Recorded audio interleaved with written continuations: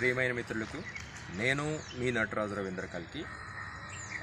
ఇటీవల జరిగిన దేశవ్యాప్తంగా జరిగిన పార్లమెంటరీ ఎలక్షన్స్, అలాగే మన ఆంధ్రప్రదేశ్లో జరిగిన అసెంబ్లీ మరియు పార్లమెంటరీ ఎలక్షన్స్ యొక్క రిజల్ట్ అనేది నిన్న జూన్ 4న రావడం జరిగింది.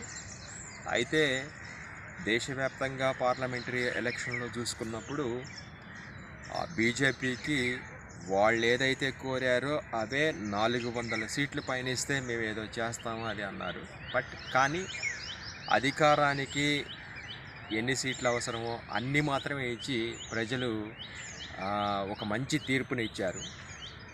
సో తద్వారా మూడవసారి కూడా నరేంద్ర మోడీ ప్రధానమంత్రి కావడానికి ఛాన్స్ ఇచ్చారు. కానీ బలంగా ప్రశ్నించడానికి ఒక ప్రతిపక్షాన్ని కూడా మిగిల్చారు. అది ఒక మంచి పరిణామం. ఎందుకంటే ఈ భారతదేశంలో ప్రజాస్వామ్యానికి అది మంచి పరిణామం.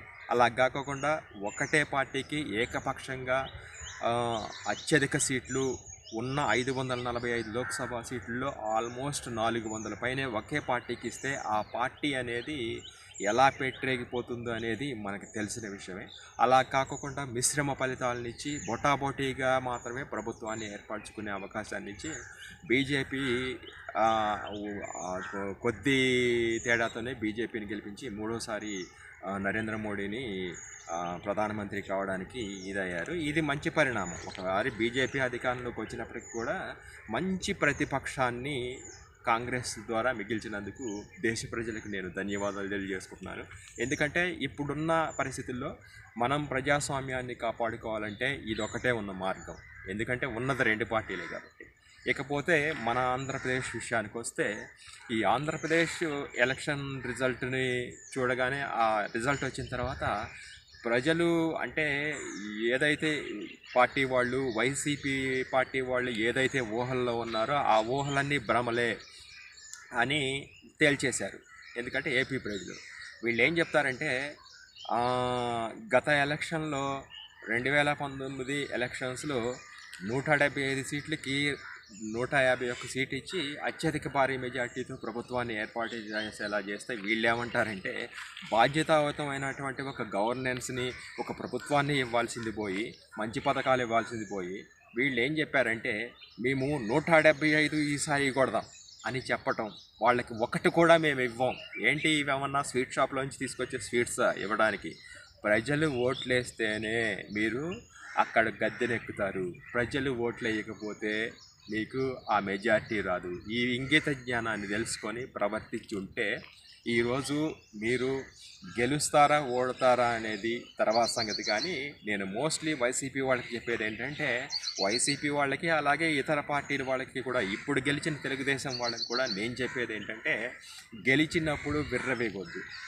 ఏంటి ఓడినప్పుడు కుంగిపోవద్దు. గెలుపు ఓటములు అనేవి సహజం, ఇది ప్రజాస్వామ్యం. బట్ గెలిచినంత మాత్రాన విర్రవీగి అక్కడ కూర్చున్నంత మాత్రాన, ఇప్పుడు ఆంధ్రాలో అత్యధిక సీట్లు తెలుగుదేశం గెలుచుకుంది. 135 సీట్లు అనూహ్యంగా తెలుగుదేశం గెలుచుకుంది. అలాగే ఆ కూటమిలో భాగమైన పవన్ కళ్యాణ్ కూడా 21 చోట్ల పోటీ చేసి 21 చోట్ల గెలుచుకున్నాడు. నాకు తెలిసి ఈ పరిణామ క్రమంలో కూడా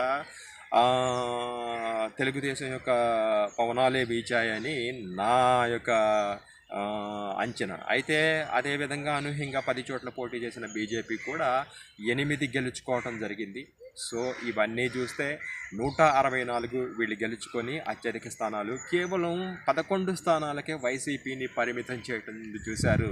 అది రాజకీయంగా చాలా అసలు ఎవరూ ఊహించినటువంటి అంత పరిణామక్రమం. అయితే వీళ్ళు ఎలక్షన్ ముందుకి ఏం చెప్పారంటే, వైసీపీ వాళ్ళు గతసారి ఎలా ఉందో అట్లాంటి భ్రమల్లో ఉండిపోయి మేము అనేక పథకాలు ఇచ్చాము.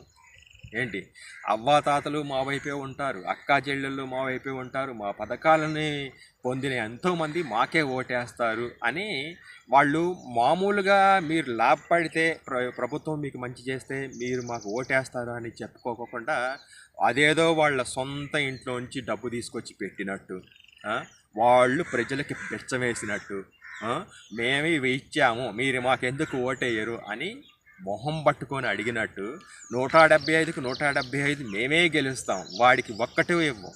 ఏంటి ప్రతిపక్షాలంటే అంత సింపుల్గా ఉందా ప్రజాస్వామ్యంలో? బ్రతకనివ్వరు ఆ ప్రజాస్వామ్యంలో ప్రతిపక్షాలని. ఈరోజు నేను చెప్పే ప్రతి పార్టీకి చెప్పేది ఏంటంటే, మీరు గెలిచి అధికారంలోకి రావటానికి ప్రజలే కారణం.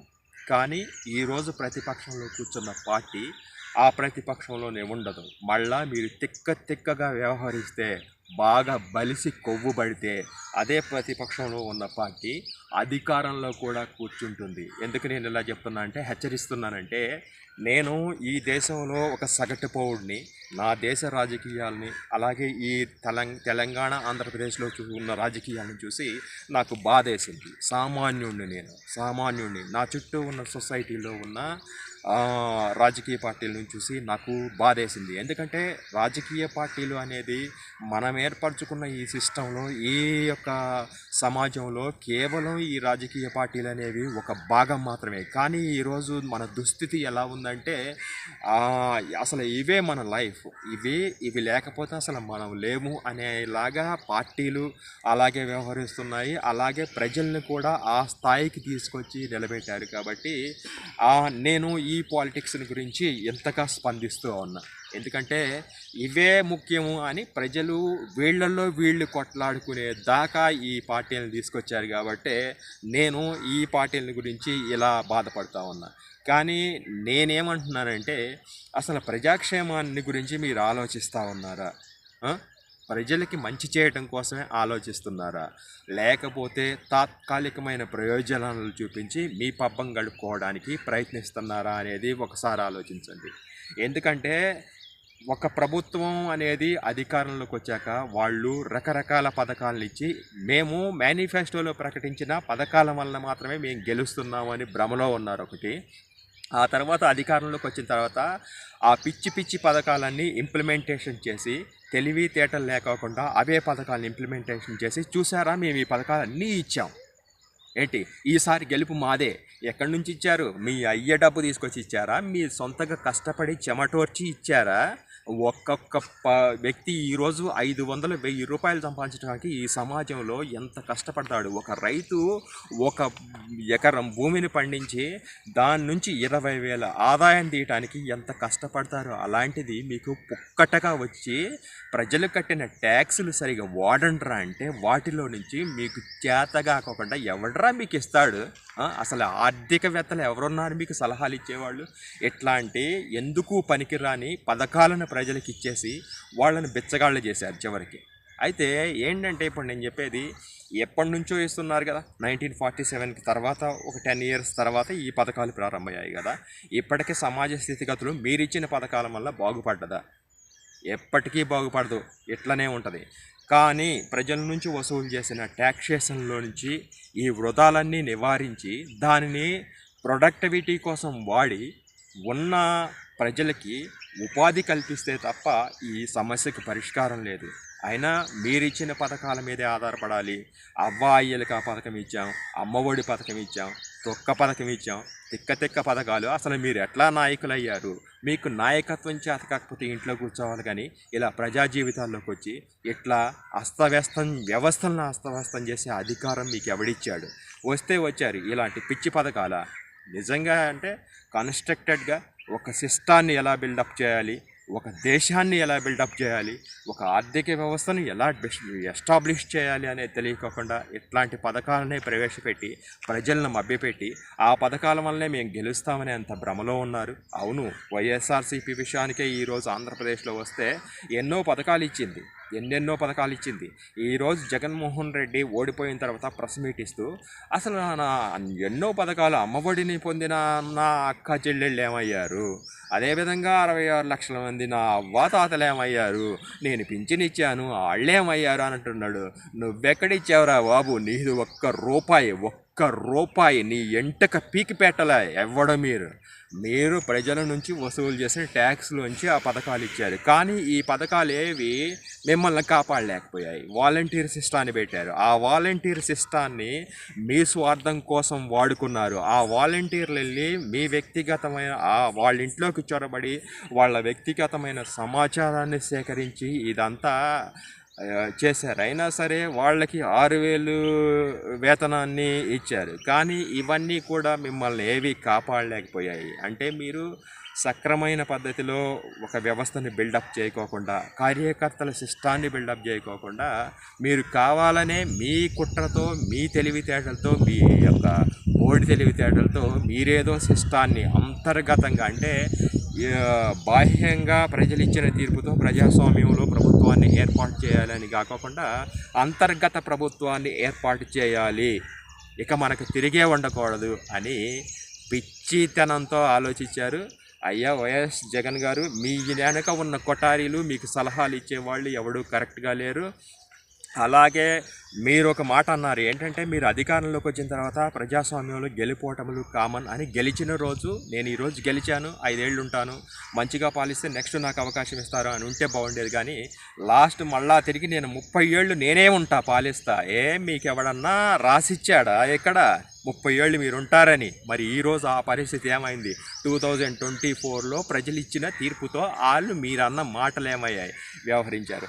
అదేవిధంగా మీరు నిలబెట్టిన ఎమ్మెల్యేలు వీళ్ళు అసలు ఎలా మాట్లాడుతున్నారు ప్రతిపక్ష నాయకుల్ని, ఎలా మాట్లాడుతున్నారు మిగిలిన వాళ్ళని అని వాళ్ళు మరీ దిగజారిపోయి, కొంతమంది మీ పార్టీలో కొంతమంది అయితే రోడ్డెక్కి దిగజారి రోడ్ల మీద కొట్లాడే వీధి రౌడీల్లాగా ఏంటి వాళ్ళ భాష, ఏంటి వాళ్ళ ఆహార్యం. ఆంధ్ర ప్రజలంటే, తెలుగు వాళ్ళన్నా, మోస్ట్లీ ఆంధ్ర ప్రజలన్నా ఎంతో వినయవిధేయతలతో మాట్లాడతారే, ఎదుటి మనిషికి ఎంత విలువనిస్తారే, అట్లాంటి విలువలను కూడా సమాధి చేసేసి, విలువలకు వలవలిప్పేసి, బట్టలిప్పి నగ్నంగా నిలబెట్టేసి పిచ్చి పిచ్చి మాటలతో తిట్టి చంద్రబాబు నాయుడు, ఎవరండి చంద్రబాబు నాయుడు? ఆయన నాయకుడు, మహానాయకుడు కాదని ఎవడన్నా అంటాడా? ఆయన ఎన్నోసార్లు ముఖ్యమంత్రి అయ్యాడు. ఉమ్మడి ఆంధ్రప్రదేశ్కి ముఖ్యమంత్రి అయ్యాడు, తర్వాత ఆంధ్రప్రదేశ్కి ముఖ్యమంత్రి అయ్యాడు. దేశ రాజకీయాల్లో నేషనల్ ఫ్రంట్ ద్వారా కాస్త రాజకీయాల పరిజ్ఞానం ఉంది. అతను ఎన్నో చేశాడు రాజకీయాల్లో. మరి అంతగా చీపుగా తీసేసి ఎరా అని వ్యవహరించి ఒక ఎమ్మెల్యే స్థాయి వ్యక్తులు, ఒక చిన్న మంత్రి స్థాయి వ్యక్తులు, అంతటి స్థాయి వ్యక్తిని ఎరా అని ఆయన పేరు పెట్టి సంబోధించే అంత అవివేకులకు మీరు ఎలా పార్టీలో చేర్చుకుంటారు, ఎలా ఉంచుకుంటారు? ఈ పరిణామ క్రమాలే ఈరోజు మీ ఓటమికి కారణం. సో వీటిని ఇకనైనా రికగ్నైజ్ అవ్వండి. అయితే నేను వైఎస్ జగన్కి హితవు చెప్పడానికి లేదు, వేరే వాళ్ళకి నేను చెప్పడానికి కాదు. నా దేశంలో, అదేవిధంగా నా దేశంలో పాలిటిక్స్, మంచి పాలిటిక్స్ రావాలి. ఇకనైనా సరే ఇలాంటి వాళ్ళు కాదు, కొత్త తరంతో, కొత్త లక్షణాలతో, అంటే వ్యక్తిగత ప్రయోజనాలు, వ్యక్తిగత దూషణలు కాకుండా సమాజం గురించి, దేశం గురించి పట్టించుకునే నాయకత్వ లక్షణాలున్న నాయకులు రావాలి అనే దృక్పథంతోనే నీ వీడియోలు చేస్తున్నాను తప్ప ఎవరినో దూషించడానికి కాదు. అదేవిధంగా ఈరోజు అతి దారుణంగా, ఘోరంగా ఓడిపోయిన వైసీపీ చేసిన సొంత తప్పిదాలే ఏంటంటే, ఒక పార్టీ అధికారంలోకి వచ్చాక, అంటే అది గతంలో ఉన్న వైసీపీకి అయినా సరే, ఇప్పుడు గెలిచిన అత్యధిక భారీ మెజార్టీతో గెలిచిన తెలుగుదేశానికైనా నేను చెప్పేది ఏంటంటే, ఎవడి పని వాడు చేసుకోవాలి. ప్రజలకు మంచి పాలన అందించడం కోసం కృషి చేయాలి. ప్రజలకు మంచి చేసే ఏ పైనైనా జాగ్రత్తగా చేయాలి. అదేవిధంగా మేము ఈ పని చేశాము ఇదిగో అని క్లారిటీగా చెప్పాలి. కానీ ఎప్పుడు ప్రతి విషయంలోనూ దీనిని పక్కన పెట్టి ఆ ఎదుట పార్టీ మీద దుమ్మెత్తిపోయటం, ఎదుట పార్టీ నాయకుల్ని తిట్టడమే పనిగా పెట్టుకుంటే ఇదే దుస్థితి ఈరోజు మీసం మెలేసిన వైఎస్ జగన్కి వచ్చింది. రేపు తిరిగి కట్ చేస్తే తెలుగుదేశం అధినేత చంద్రబాబు నాయుడికి అదే వస్తుంది.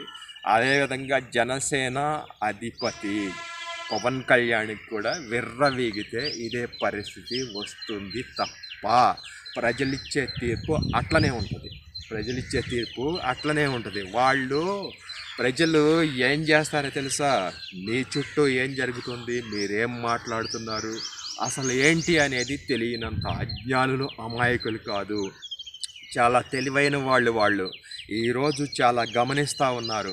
ఇదే ఇంటర్నెట్, ఫేస్బుక్, యూట్యూబ్, ఇంటర్నెట్ ద్వారా వాళ్ళ దగ్గరికి, టెలివిజన్ ద్వారా వాళ్ళ దగ్గరికి సమాచారం వచ్చేసింది.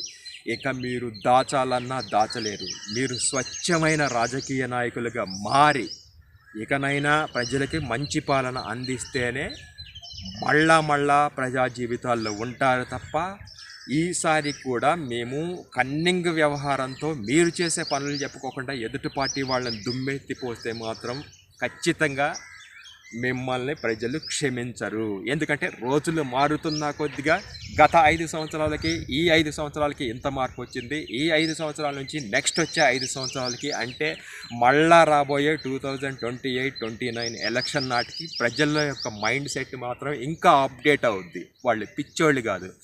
మీరు కరెక్ట్గా లేరు, పనికిరారు అంటే నాలా ఔత్సాహికవంతమైన నాయకుల కోసం వాళ్ళు వేచి చూస్తూనే ఉంటారు. నేను ఏదైతే లక్షణాలతో చెప్పానో అవి నాయకులకు ఉండాల్సిన లక్షణాలు అనుకుంటున్నావో అవి పరిపూర్ణంగా ఉన్న నేను నాలాంటి వాళ్ళు ఎంతమంది కోసం వీళ్ళు అందరూ ప్రజలు సిద్ధంగా ఉన్నారని నేను బలంగా నమ్ముతున్నాను. సో ఇది ఈ వీడియో ఎంత కష్టపడి ఎంతసేపు ఈ వీడియో చెప్పాను ఎందుకంటే నేను నా దేశం మంచిగా ఉండాలి, అదేవిధంగా దేశంలో అంతర్భాగాలైన నా రాష్ట్రాలు బాగుండాలి. ఇవి బాగుండాలంటే మోస్ట్లీ ఇక్కడ ఈ సమాజాన్ని శాసిస్తున్నటువంటి పాలిటిక్స్, ఈ విధానాలు, సిద్ధాంతాలు బాగుంటేనే ఈ వ్యవస్థ బాగుంటుంది తప్ప మరొకటి కాదు అని తెలియజేసుకుంటూ నేను ఈ వీడియో చెప్పడానికి మూల కారణం అదే. సో నేను ఈ సందర్భంలో ఓడినటువంటి వైసీపీ వాళ్ళకి మోస్ట్లీ నేను మీరు ఈ ఓటమి నుంచి ఇకనైనా సరే బుద్ధి తెచ్చుకొని మీరు గెలిచింది, మీరు ఆ యొక్క అధికారంలో కూర్చుంది ప్రజలు తమకున్న అతి విలువైన అతి బలమైన ఆయుధమైన ఓటు ద్వారానే నిర్ణయించారు అని తెలుసుకోండి ఒకవేళ. అదేవిధంగా గెలిచినటువంటి మెజారిటీ వచ్చినటువంటి చంద్రబాబు నాయుడు, అదే కూటమిలో ఉన్న పవన్ కళ్యాణ్ గారు, వీళ్ళకి నేను శుభాకాంక్షలు తెలియజేసుకుంటూ వీళ్ళకి కూడా సేమ్ అదే మాట. గెలిచారు కాబట్టి నేను వీళ్ళని ఆహా ఓహో అనను. వీళ్ళకి కూడా నేను వైఎస్ జగన్కి ఏదైతే మాట చెప్పానో అదే మాట. ఒళ్ళు దగ్గర పెట్టుకోండి. ఏంటి పిచ్చి పిచ్చి మాటలు మాట్లాడకండి. వైఎస్ జగన్ నువ్వెంత రా అని బిర్రవీగి విజయం తలకెత్తి ఏంటి పిచ్చి పిచ్చి మాటలు మాట్లాడకండి. మీకు ప్రజలు ఏ బాధ్యత అప్పగించారో అది కరెక్ట్గా నిర్వర్తిస్తేనే మళ్ళా వచ్చే కాలం ఎంత 5 సంవత్సరాలంటే కళ్ళు మూసుకొని తెరిచేసరికి టక్కన వచ్చి నిలబడుతుంది. సో ఈ విషయాలన్నీ గమనించి ఇప్పుడున్న నాయకులు అంటే ఆంధ్రప్రదేశ్లోనే కాదు తెలంగాణలోను అలాగే దేశవ్యాప్తంగా కూడా ఉన్న అందరి నాయకులకి కూడా నేను ఇది తెలియజేసుకుంటూ నా వీడియోస్ చూస్తున్న నా ప్రియమైన మిత్రులందరికీ నేను థ్యాంక్స్ చెప్పుకుంటున్నాను. అదేవిధంగా ఇప్పుడు మన ఈ ఛానల్ ఏదైతే ఉందో కల్కి నవభారత నిర్మాణం అనే ఛానల్ని మీరు సబ్స్క్రైబ్ చేసుకోండి. దయచేసి దీనిని పక్క వాళ్ళకి, మీ మిత్రులకి, ఫ్రెండ్స్కి షేర్ చేయండి. ఎందుకంటే ఇలాంటి వీడియోస్ వెళ్ళాలి. ఎందుకంటే ఇది నేనేదో యూట్యూబ్ ఛానల్ లాగా మాత్రమే కాదు, దీంతో భవిష్యత్తులో మన సమాజాన్ని, మన దేశాన్ని పునర్నిర్మించడానికి రాజకీయ విధానం ద్వారా రావడానికి నేను మొదటి అడుగుగా వేస్తున్న ఈ ఛానల్. సో ఇది కాబట్టి నాలాంటి ఔత్సాహికమైన వాళ్ళు, దేశభక్తి, సుభాష్ చంద్రబోస్, భగత్ సింగ్ ఇలాంటి పెద్ద మంచి నాయకులు, ఇలాంటి దేశభక్తి ఉన్నవాళ్ళు ఇట్లా మనలో నుంచి ఒక కామన్ మ్యాన్ వర్గంలో నుంచే వస్తారే తప్ప సిల్వర్ స్పూన్లు నోట్లో పెట్టుకొని పుట్టిన వాళ్ళు వారసత్వంగా ఎప్పుడూ రారు. అద్భుతమైన నాయకులు, అసాధారణమైన నాయకులు ఎప్పుడూ కూడా ఈ సమాజంలో నుంచి మనలాంటి కామన్ మ్యాన్ వర్గంలో నుంచే. దయచేసి ఈ కల్కి నవభారత నిర్మాణాన్ని మీరు ఎస్టాబ్లిష్ చేయండి ప్లీజ్. అదేవిధంగా ఈ ఛానల్ని ఇతరులకి రికమెండ్ చేయండి. అదేవిధంగా కామెంట్స్ రూపంలో మంచి కామెంట్స్, అంటే మీరు దీన్ని ఎలా రియాక్ట్ అయ్యారు, చూసామా వదిలేసామా కాదు. ఎందుకంటే ఇది మన లైఫ్స్, మన జీవితాలు, మనం భవిష్యత్తులో మనం నిర్మించుకునే మన సమాజానికి సంబంధించింది కాబట్టి దయచేసి మీరు కాస్త ఓపిక చేసి కామెంట్ బాక్స్లో దయచేసి కామెంట్స్ పెట్టండి. అలాగే ఈ వీడియో నచ్చింది అని ఒక లైక్ కొట్టండి. ఎందుకంటే మనం కొట్టే ఈ ఒక లైక్ వలన ఈ వీడియో మరొక 10 మందికి చేరుతుంది. అట్లా చేరడం వలన ఈ వీడియో ఎందరికో చేరితే నాలాంటి ఆశయాలు, లక్ష్యాలు, భావాలు ఉన్నవాళ్ళు ఎక్కడున్నా సరే ఈ తెలంగాణ, ఆంధ్రప్రదేశ్ 2 రాష్ట్రాల్లో నన్ను అప్రోచ్ కావడానికి ఉంటుంది కాబట్టి నేను కూడా దాచుకోకుండా చెప్పేది ఏంటంటే నెక్స్ట్ వచ్చే సమయానికి రాజకీయంగా నేను పూర్తి స్థాయిలో సంసిద్ధం కావాలి అనుకుంటున్నాను. కాబట్టే అంటే నేను ఏదో ఈ అందలాన్ని ఎక్కాలి, అధికారాన్ని చెలాయించాలనుకోకుండా నేను కేవలం నేను ఏదైతే మైండ్ సెట్తో ఇప్పుడు చెప్పానో అట్లాంటి రాజకీయాలు, అంటే స్వచ్ఛమైన రాజకీయాలు, అద్భుతమైన రాజకీయాలు, అలాగే నాయకుల్లో ఒక సమాజం పట్ల, దేశం పట్ల ప్రేమ, అభిమానాలుండి ప్రజలకు స్వచ్ఛతనే అందించే పాలన అందించే నాయకులు, అలాగే మంచి ప్రభుత్వాలు రావాలని ఆకాంక్షించే నేను అలా అనుకుంటూ ఉండటమే కాకుండా సామాన్య కామన్ మ్యాన్ వర్గం నుంచి అందరినీ ప్రోత్సహించడం కోసం ముందడుగు వేయాలని నిర్ణయించుకున్నాను. సో అట్లా నాలాగా మీకు కూడా ఉంటే దయచేసి చిన్న కామెంట్, అలా ఇంట్రెస్ట్ ఉంది, మనం ఎలా మూవ్ అవుదాం, నాకు ఈ పాలిటిక్స్ అంటే ఇంట్రెస్ట్ ఉంది, లేకపోతే సమాజానికి నేను ఇది చేయాలనుకుంటున్నాను, ఎట్లా మూవ్ అవుదాము అని కదా మీకు ఎవరికైనా ఉంటే జస్ట్ ఒక కామెంట్ బాక్స్లో కామెంట్ పెట్టండి. అలాగే నేను మిమ్మల్ని కాంటాక్ట్ అవుతాను. తర్వాత మంచి ఏంటంటే ఒక మంచి విషయం కోసం, ఒక మంచి నిర్ణయం కోసం మన జీవితాన్ని మన చుట్టూ ఉన్న సొసైటీ కోసం అది చేయటం అంటే చాలా మంచి విషయం. అది దీనిని అవగాహన చేసుకొని ఏదో ఒక వీడియో ఇంటర్నెట్, యూట్యూబుల్లో వచ్చిన వందలు లక్షల వీడియోలా కాకుండా కాస్త దయచేసి నేను ఏదైతే చెప్తా ఉన్నానో ఇది దయచేసి మైండ్ దాకా ఎక్కించుకోండి. ఎందుకంటే ఇది మన బ్రతుకులకు, మన జీవితాలకు సంబంధించింది, మనను మనం తీర్చిదిద్దుకునేది. కాబట్టి దయచేసి ప్లీజ్ అందరికీ నేను మీ నటరాజు రవీంద్ర కల్కి, నన్ను ఎవరైతే ప్రోత్సహిస్తున్నారో, నన్ను ఎవరైతే ఫాలో అవుతున్నారో అట్లా నా ప్రియమైన మిత్రులకు, నా ఆత్మీయులకు, మరియు ఈ ఛానల్ని ఇప్పుడు చూస్తున్న వాళ్ళకు, అలాగే భవిష్యత్తులో చూడబోయే వాళ్ళకు, అలాగే నన్ను భవిష్యత్తులో ఆదరించే నా ప్రియమైన అందరికీ నేను నమస్కరించుకుంటున్నాను. Thank you very much.